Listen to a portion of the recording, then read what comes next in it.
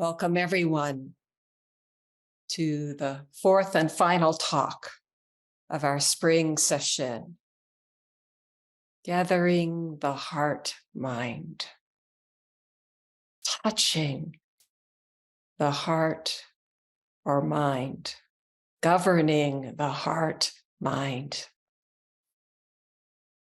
We could also say abiding, dwelling, resting in, and therein exploring, maintaining, manifesting.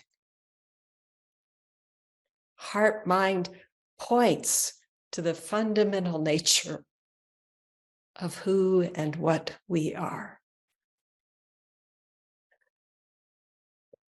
The American Zen teacher, Lin Jensen, wrote a piece about this. He writes, in Chinese, the same character is used to convey heart and mind. What we might construe as two functioning faculties are seen as one inseparable heart-mind. No room for a hyphen.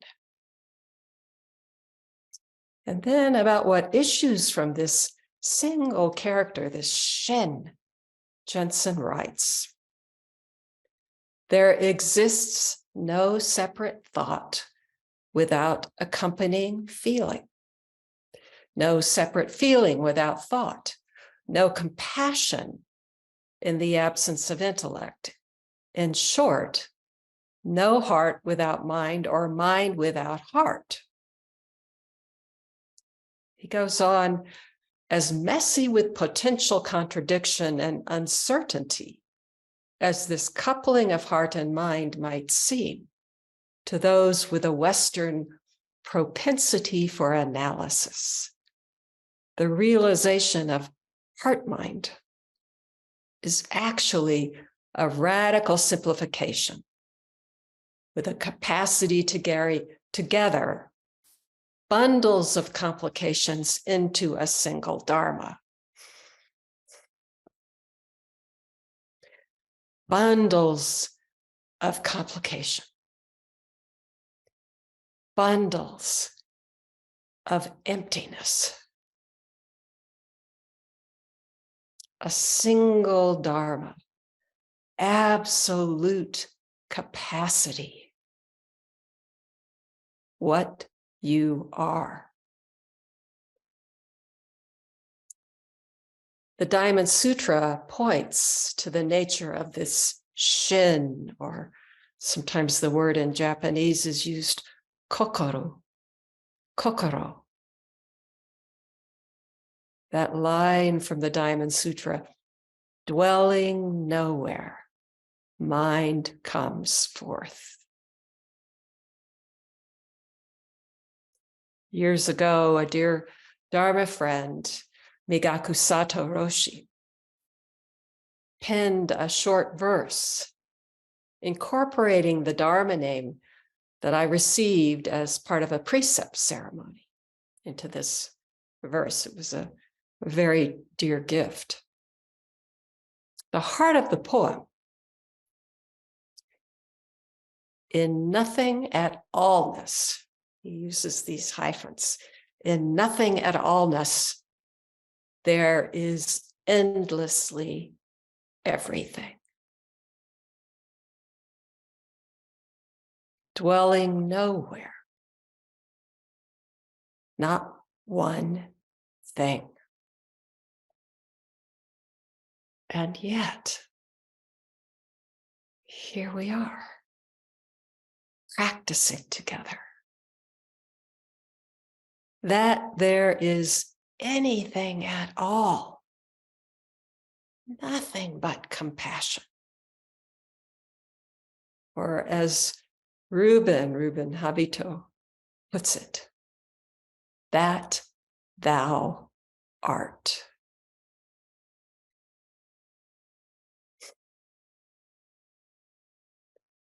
We've been taking up koans that point to this.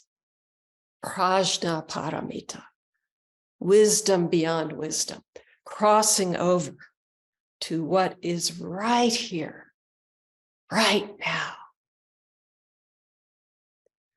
Mu, the stone bridge, the boat on the river. For today, I'd like to turn to a koan that presents this world of total goneness. Goneness. Ryan Roshi loved it when he came up with that word, this Japanese speaker. Goneness and oneness. So this koan that we're going to look at, and it includes this line: under the shadowless tree, all people are in one boat. I think it was that boat image that sort of initially drew this into the embrace of this particular session. Shadowless, one, transparent, nothing excluded. It's what we're doing here. This practice realization. So this is case 18 of the Hekigan Roku, or Blue Cliff record. It also appears actually identically in the Book of Equanimity, or Shoyo Roku, case 85. Although here in case 18, Secho, who compiled the Blue Cliff record, this great poet, inserted little comments in part of the koan. So it's kind of nice to include those. The title of the case is The National Teacher's Gravestone, or we sometimes hear it translated tombstone. The National Teacher's Gravestone. Here's the case.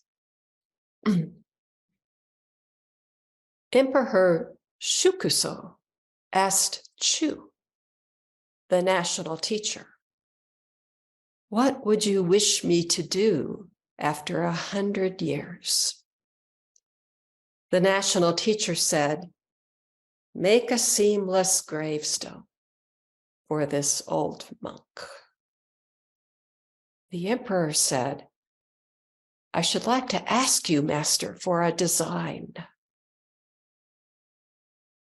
The national teacher remained silent for a long time. Then he said, "Did you understand?" The emperor said, "I didn't understand anything." The national teacher said, "I have a Dharma successor, my disciple Tangen, who is well versed with this matter." The case goes on. Afterward, the emperor called Tangen and asked him about the meaning of this. Tangen responded. He responds in a verse. South of the river, north of the lake. In between, there's gold filling the whole land. Under the shadowless tree, all people are in one boat. In the crystal palace, there is no knowledge.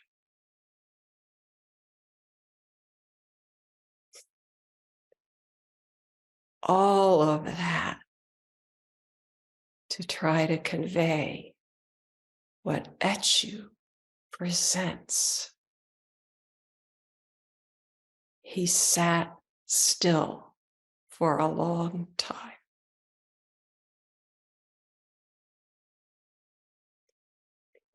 Etchu was a disciple in Dharma era of the 6th Chinese ancestor, Huineng, or Eno, that last ancestor to inherit Bodhidharma's robe and bowl. It's said that Huineng got it, that it's not about these implements, these artifacts, and feeling that could be misunderstood with this Dharma that's shared, transmitted, handed on, just this world. So he destroyed that robe and bowl, or maybe buried them, but never to be found. Huineng is the ancestor who, as a very, perhaps a young boy, certainly a very young man, he awakens just on hearing, dwelling nowhere. Mind comes forth.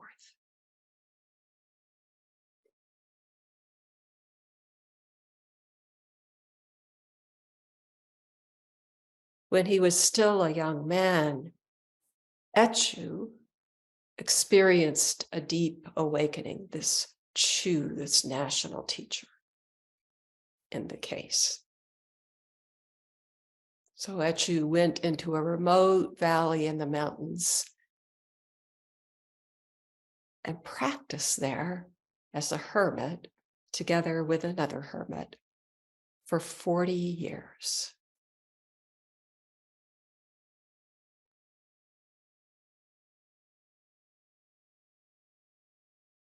Somehow it's not too hard to imagine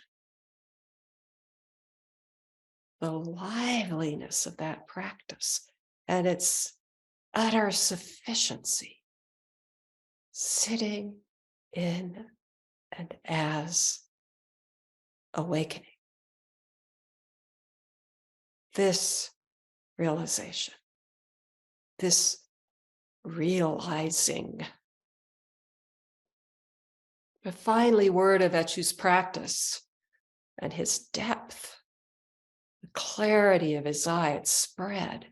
And the emperor invited him to come to the palace and teach.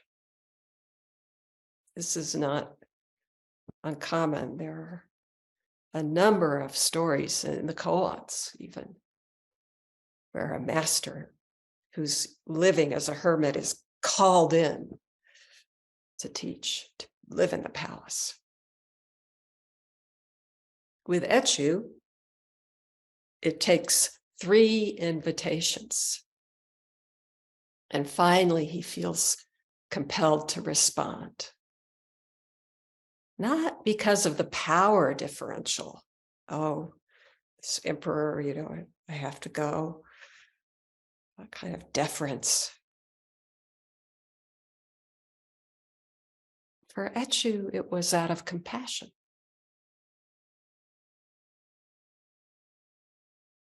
There are hermits who are known to have declined. But Etchu felt compelled. So he abandons his solitary life and moves to the palace. And all this time, Tangen, his disciple and Dharma successor, remains close by.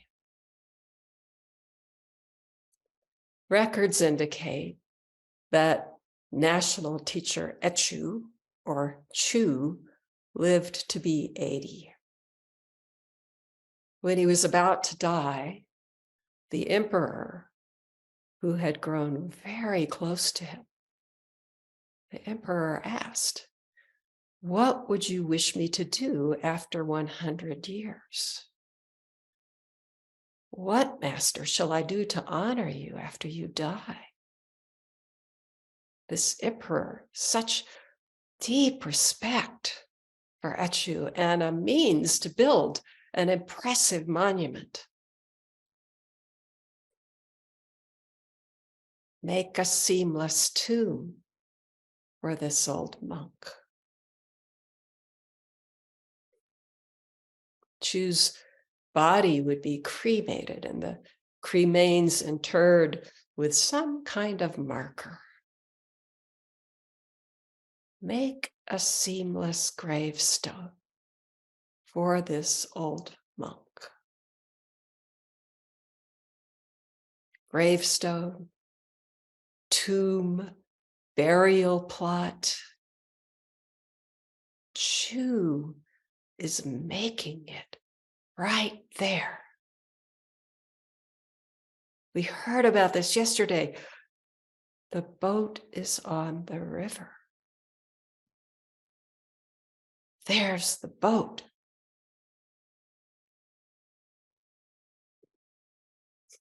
The emperor doesn't see. He asks for a design, and Echu shows it. He remained silent for a long time.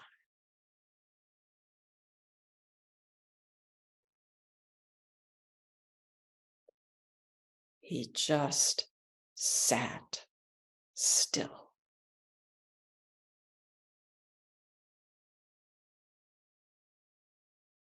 That's the heart of this koan, the whole of the matter. What is that silence?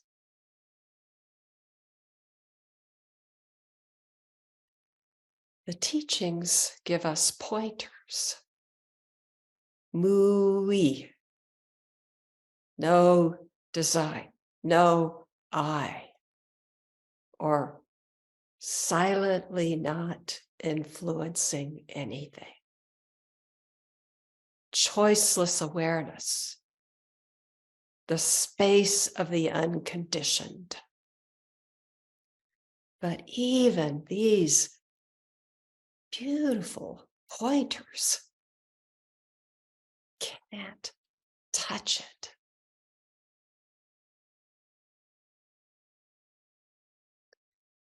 When he was asked about ultimate reality, beyond life and death, beyond all duality, the Dharma gate of not to, the great lay disciple Vimalakirti sat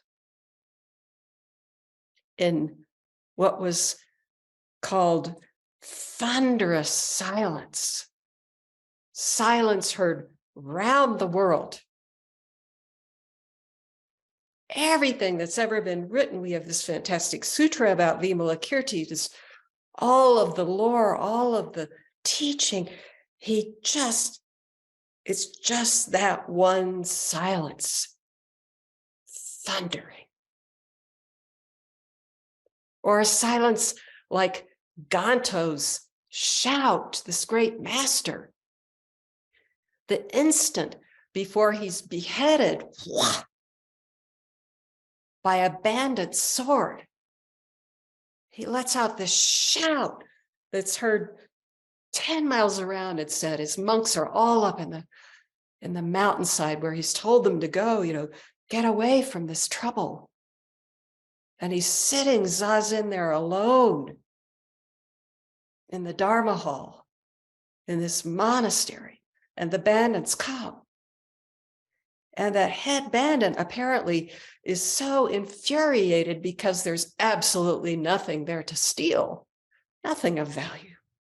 So he pulls out his sword, and it seems like coming from behind, he just, and right before the blade, Ganto shouts.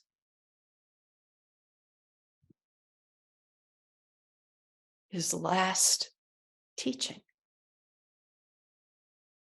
What is he conveying? That thunderous silence. Or Shakyamuni Buddha's silence, when the non-Buddhist faces the Buddha with his, one question. I do not ask about words. I do not ask about no words. The Buddha just sat still. Silence with the power of awakening. Or the shining silence of the morning star when Shakyamuni Buddha's eye falls on it, and suddenly the whole world is illumined, one shining from the top of heaven to the bottom of the earth. I alone, one existence. That's you. Or silence, like the boundless openness of an Enzo. No one there and nothing excluded.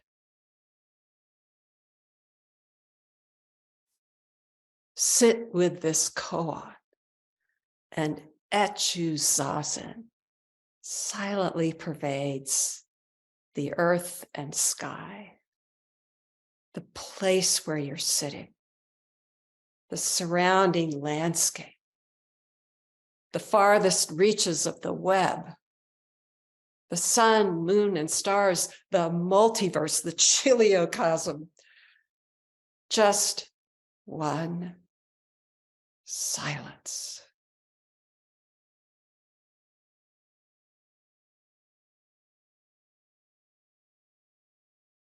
Did you understand?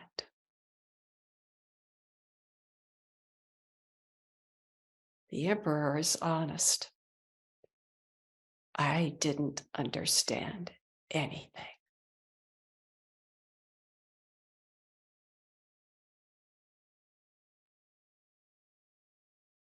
Immersed in practice on the fourth day of this session, we might be inclined to say to this, perfect,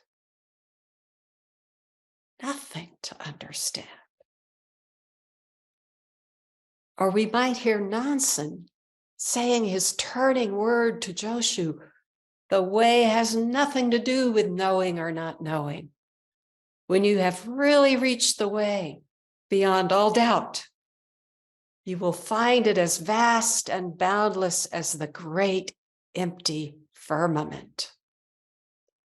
The way, this way, Zazen, infinitely open, timeless, empty,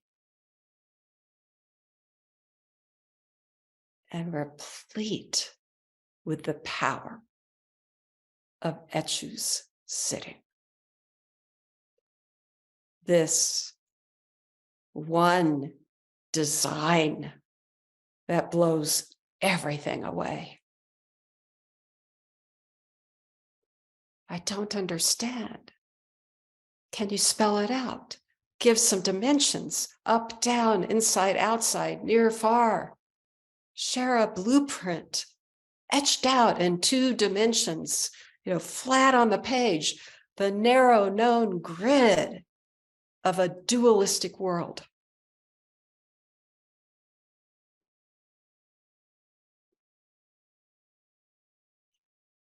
I think we feel his longing to honor his master, to fulfill his role as emperor.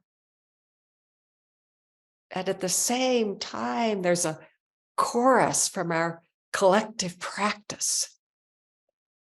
Taste the spacious silence of Zazen, and you see for yourself, there are no such parameters.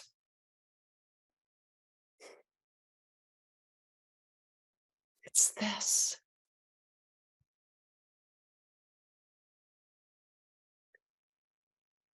Echu responds, I have a Dharma successor, my disciple Tangen, who is well versed with this matter. I'm busy dying. Go ask my disciple.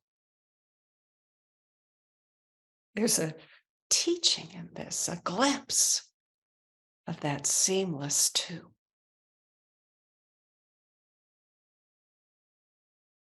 I'm busy dying.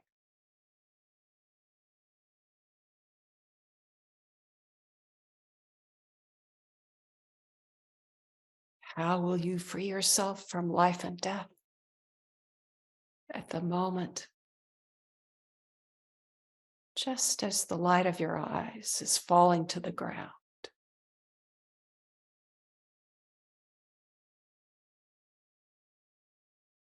The emperor goes and Tangen shares a verse that intimately describes the world Echu has been conveying. He's conveying all along.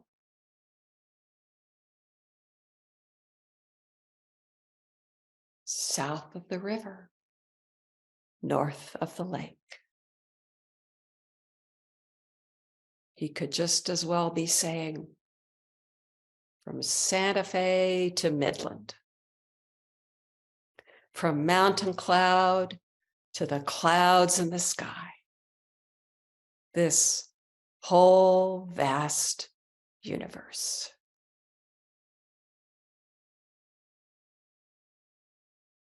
Just here, south of the river, north of the lake. Secho adds this comment, just slips it in. The single hand does not sound without reason. Buried there in this koan, between the lines of this poem, is that line, that seed for one of the most famous, all-penetrating koans of all time, the sound of one hand. What is that sound? How does it sound?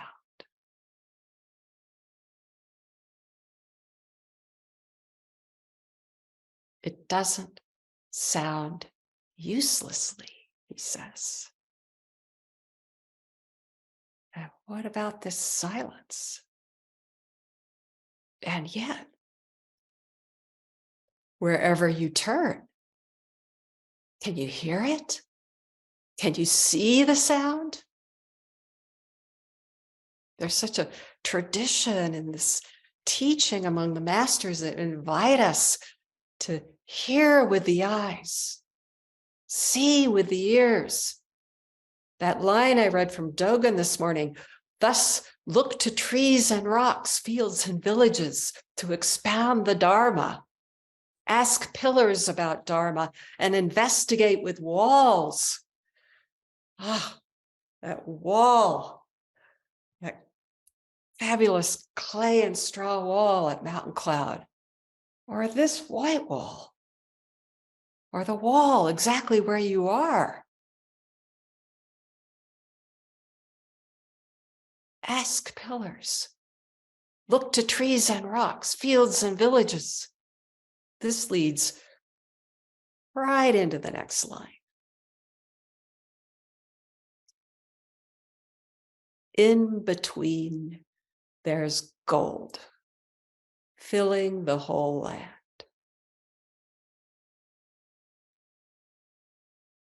That in itself is a koan, presenting. What is that gold? What if you were to show a few nuggets?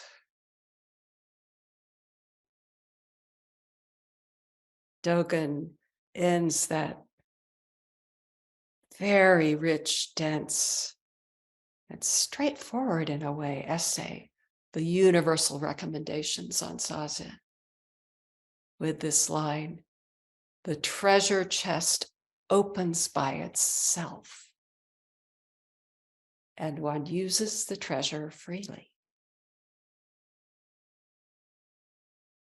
What is that gold? Secho comments. A staff freshly hewn from the mountain forest.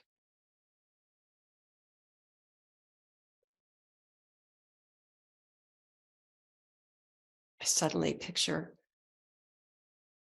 the forests, all the mountain forests around here, many of them covered in aspens, and walking along, a branch fallen here, a branch fallen there.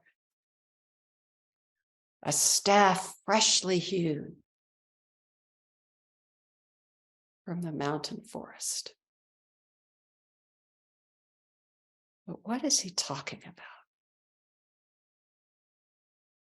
Pointing back to this design.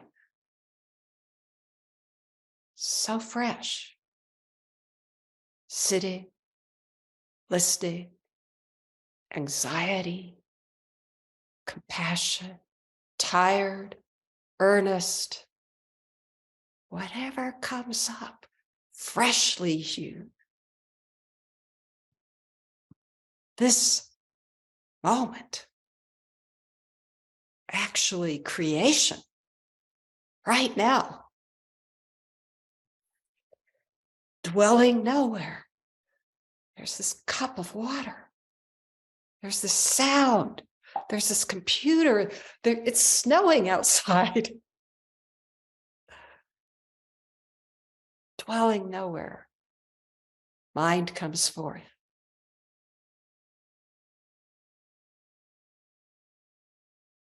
What is that mind? That design? Under the shadowless tree, all people are in one boat.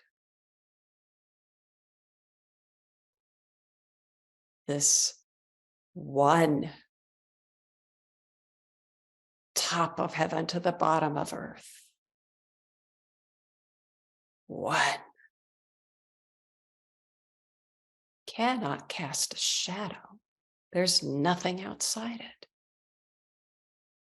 And there's nothing there. This points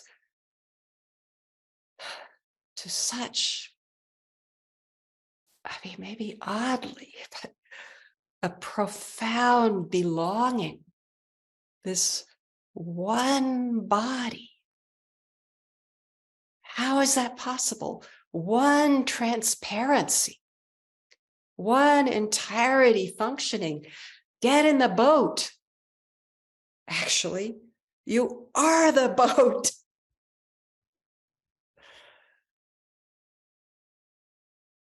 Such a beautiful design. Our true nature, our native ground, or as Elaine McGinnis Roshi came to call it, our original spontaneity. So dynamic. That's it.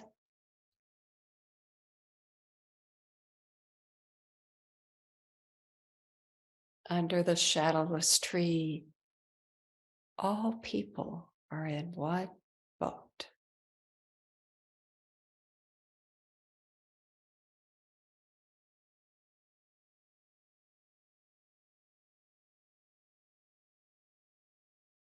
There is this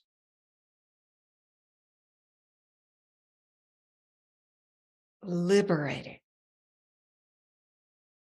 empty, infinite reality. So near, so intimate, so ready to be discovered over and over. And yet,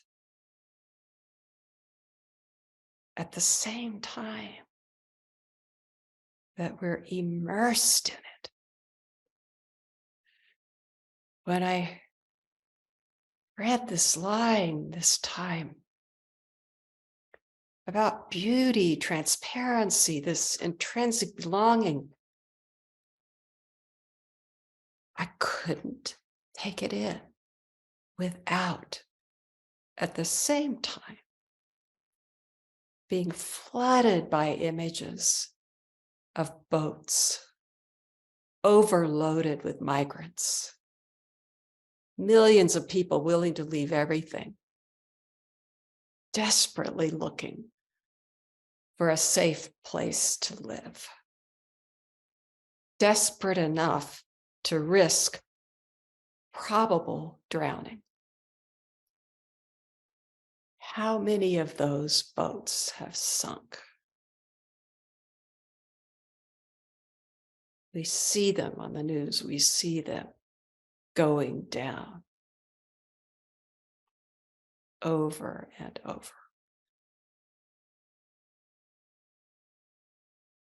Each one, all of it.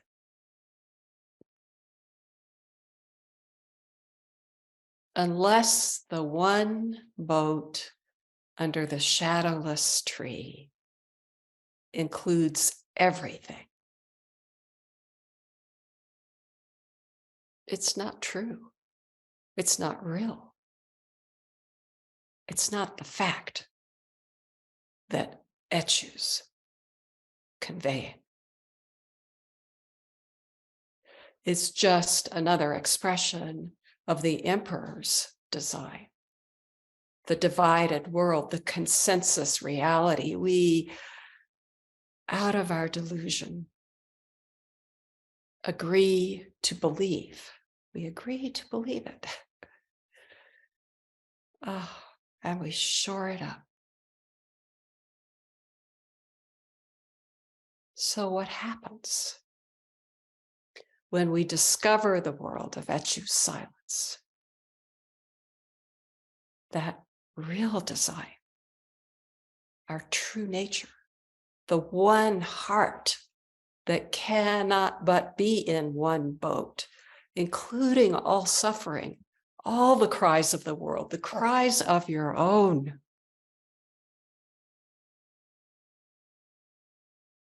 Our hearts break. Maybe they break all the way open.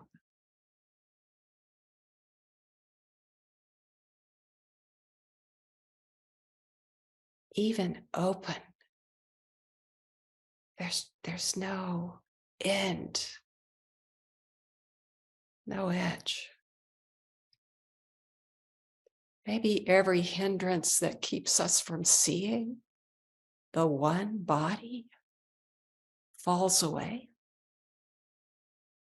Just falls.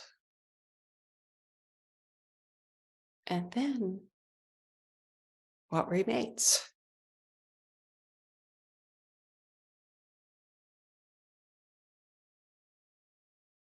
One way of putting it is that what comes clear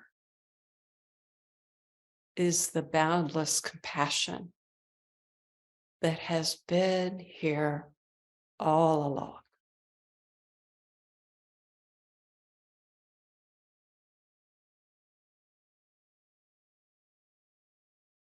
So then what is it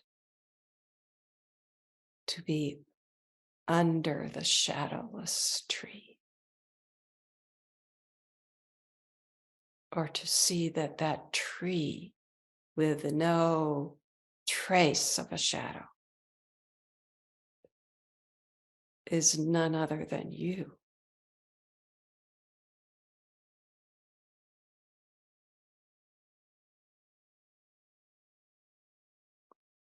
Then what do we do?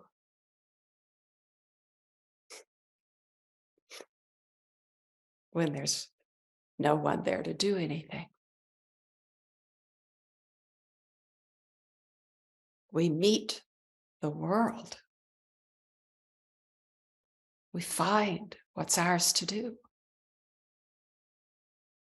And maybe we realize that doing is none other than the one whole body.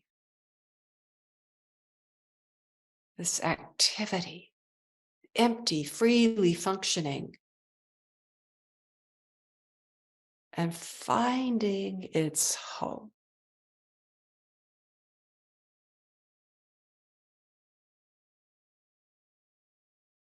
Sort of, for lack of another way, we say moment to moment, finding this home in love that thou art.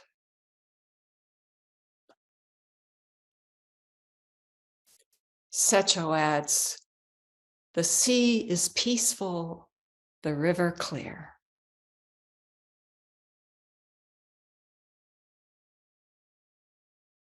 He's not idealizing, not at all.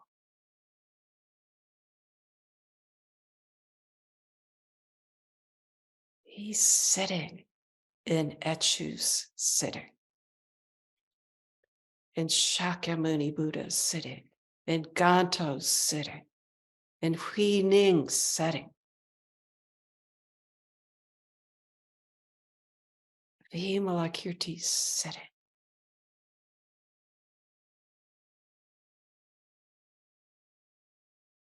Peace, deep peace, beyond, before any understanding, and so clear. There's nothing.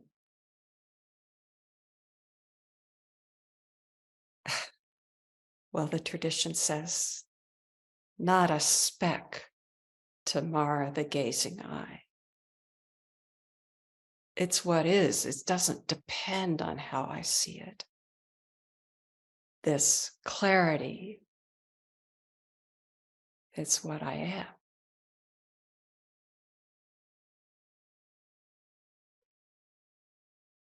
How to match it, live it, dissolve in it.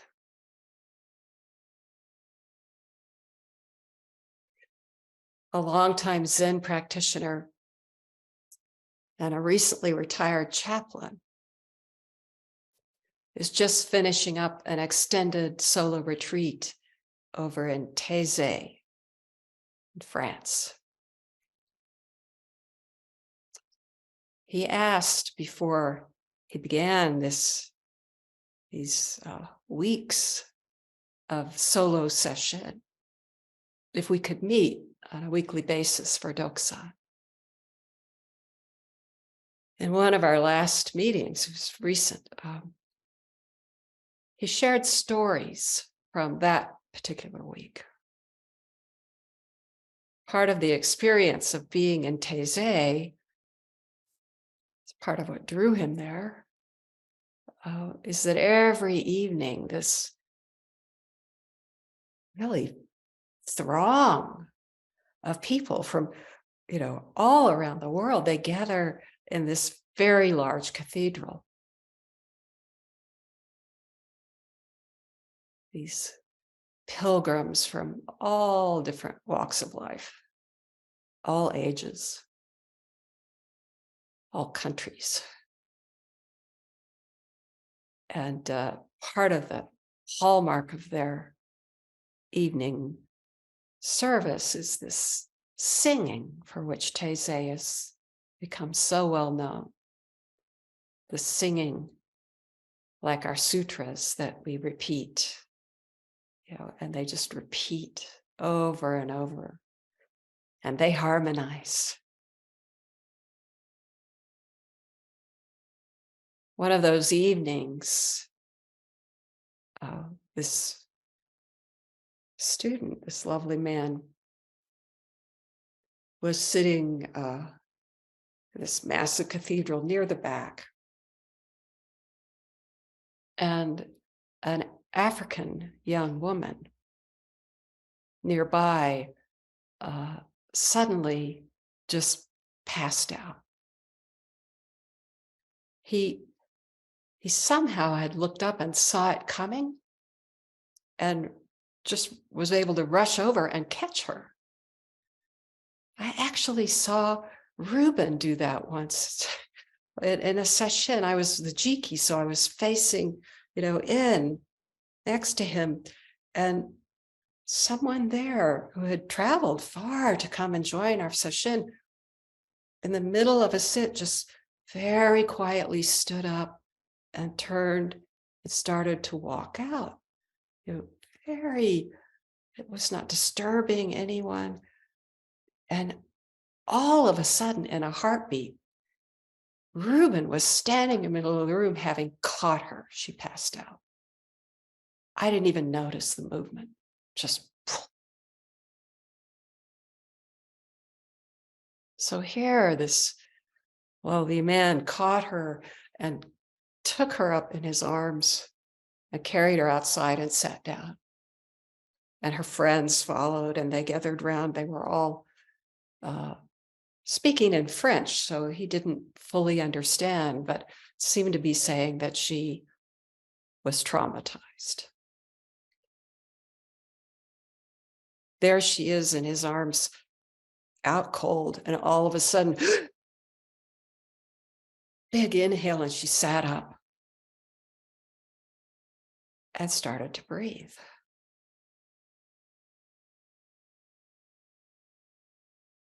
It was a panic attack, She'd stopped breathing.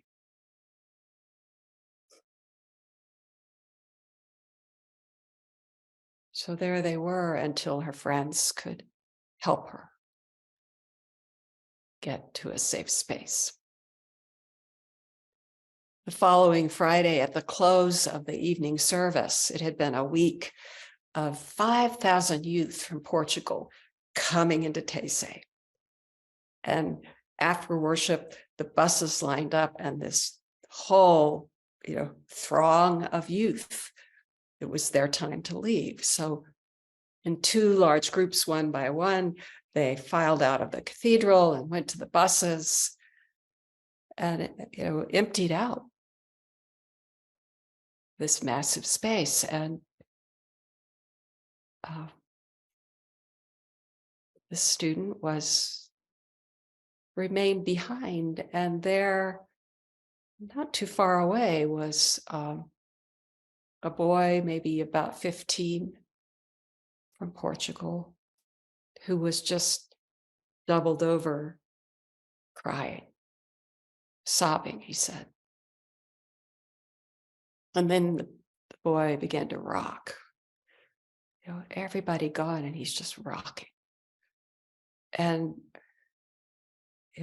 this wonderful student who had, the charism of years of chaplaincy, just quietly slid over toward this young boy, man-child, and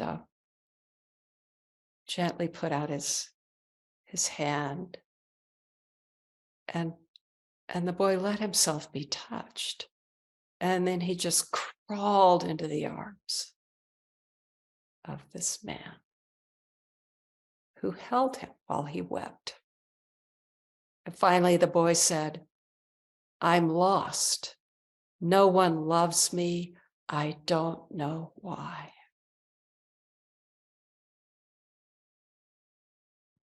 Eventually, the crying subsided, and the student walked the young boy to the bus and said, "I gave him my power." He's speaking in German, and so again, some language, but I think he said, "I gave him my power." It's this power. Our hands are empty, and yet the embrace.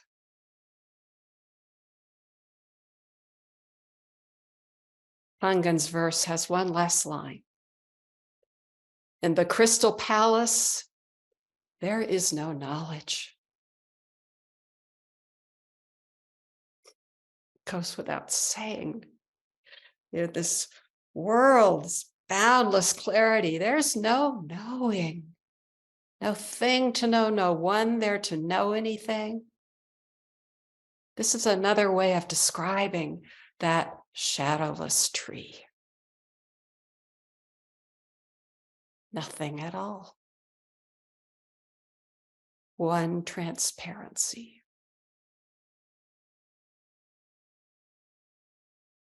And yet, a strange, you could say, beauty and deep wonder.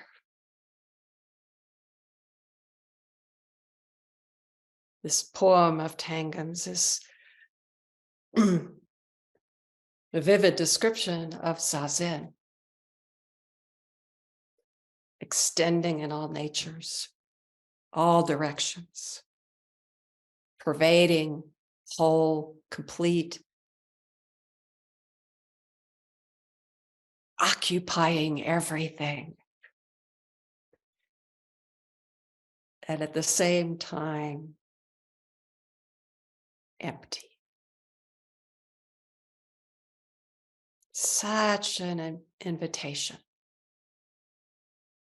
to the mind of before knowing. Really don't know.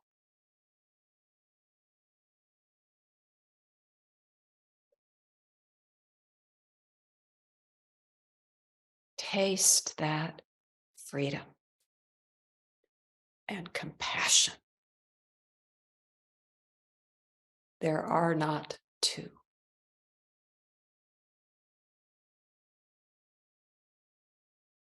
"40 years of solitary practice, alone in the mountains." We're not doing this practice to abandon our lives. Wake up to the mountains right here. Santa Fe, in the flat lowlands, across the ocean, across the web. Realize your practice at home, in the marketplace, in the difficult emotions and challenging thoughts, in the struggle, in the joy. This is not just about an awakening experience, however that gift may come. It's about the real design of your life, about life and death. One thing, constant change, infinite possibilities. It's about who you are.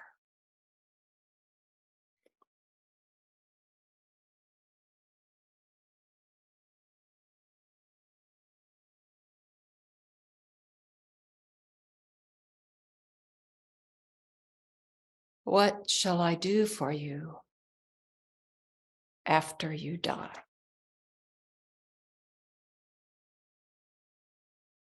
Build a seamless tomb.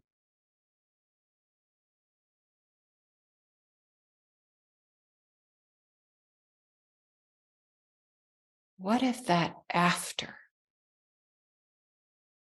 is right now?